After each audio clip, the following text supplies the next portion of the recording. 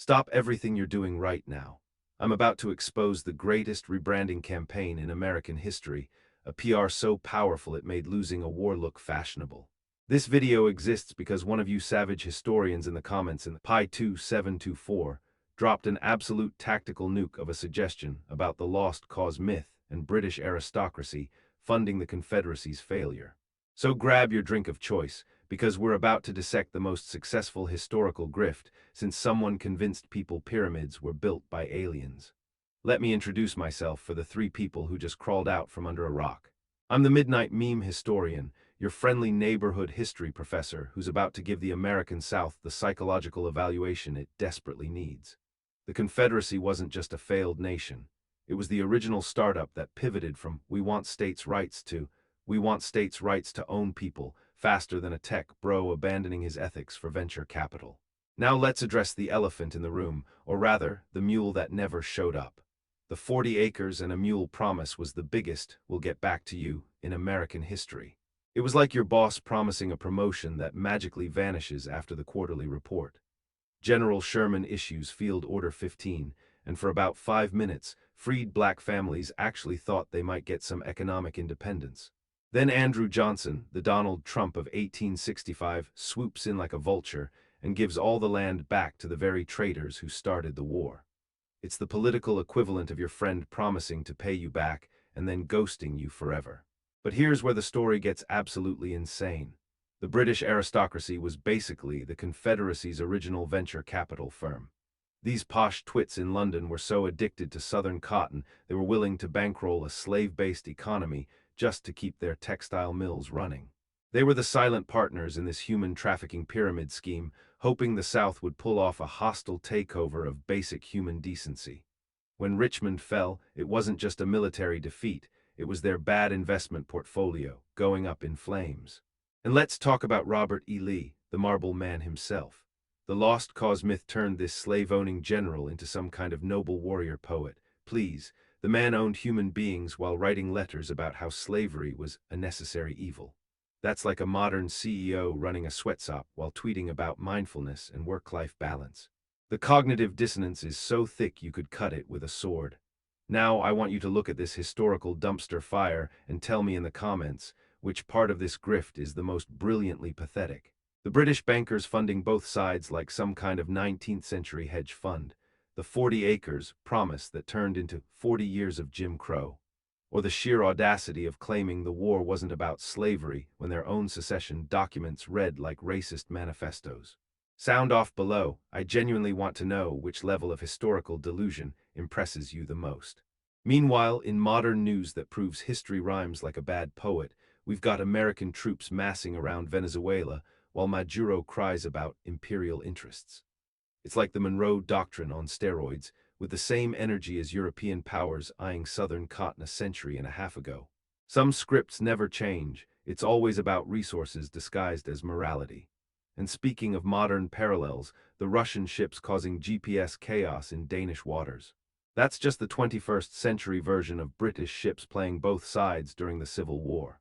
The methods change, but the petty power games remain exactly the same. It's all hybrid warfare now instead of blockade running, but the goal is identical: cause enough chaos that your opponent questions their own reality. But back to our regularly scheduled historical roasting. The Daughters of the Confederacy weren't just preserving heritage. They were running the most successful historical revisionism campaign since your uncle rewrites family history after 3 drinks. Those statues they erected weren't about honoring heroes, they were stone and bronze middle fingers to the Union victory. It's the architectural equivalent of a Twitter troll who can't let an argument go. Here's a question for you: if you had to compare the Confederate leadership to modern political figures, who would they be? I'm seeing some strong parallels between Jefferson Davis and that one politician who keeps doubling down on failed policies while blaming everyone else. Drop your comparisons in the comments. Let's see who can create the most painfully accurate modern analogy. The real tragedy is how effective this grift was.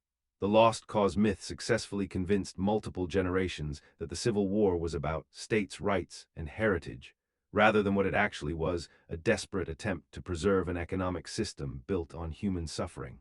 It's like a company rebranding after a massive scandal and pretending they never poisoned the water supply. Now here's where we get to the really dark part, the transition from Reconstruction to Jim Crow. When the 40 acres promise evaporated, it was replaced with a systematic campaign of terror and legal oppression that would make any authoritarian regime proud. Literacy tests, poll taxes, grandfather clauses, it was voter suppression as an art form. The KKK weren't just racists, they were the brand ambassadors for white supremacy, enforcing the new corporate policy with violence and intimidation.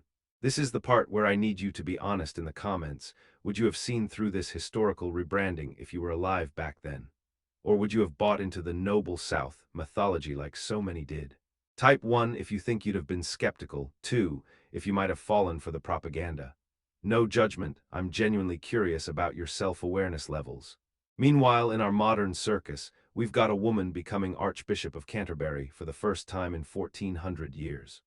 The Church of England is finally catching up to what the Confederacy never could, that maybe, just maybe, excluding people based on immutable characteristics is a bad look.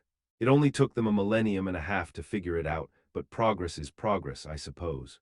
And let's not forget P. Diddy getting sentenced for trafficking, because some modern grifts are just as grotesque as historical ones, just with better production values. The scale might be different, but the human exploitation playbook remains remarkably consistent across centuries. The ultimate irony of the Lost Cause myth is that it created a parallel universe where losing became a virtue. In this bizarro world, military defeat was reframed as moral victory, and systematic oppression was repackaged as cultural preservation.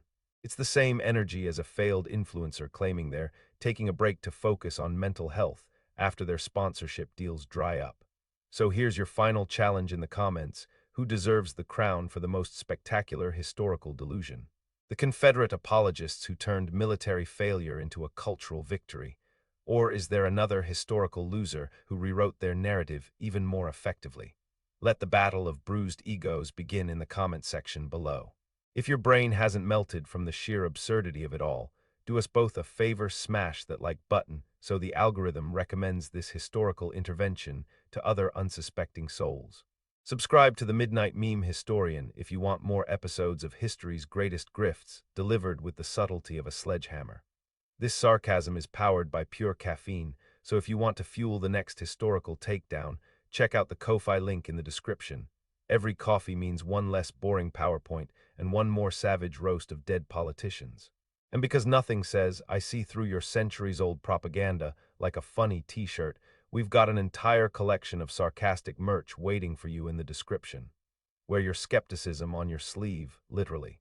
Next time, we're tackling an even bigger historical lie, and trust me, you're not ready for how deep the rabbit hole goes.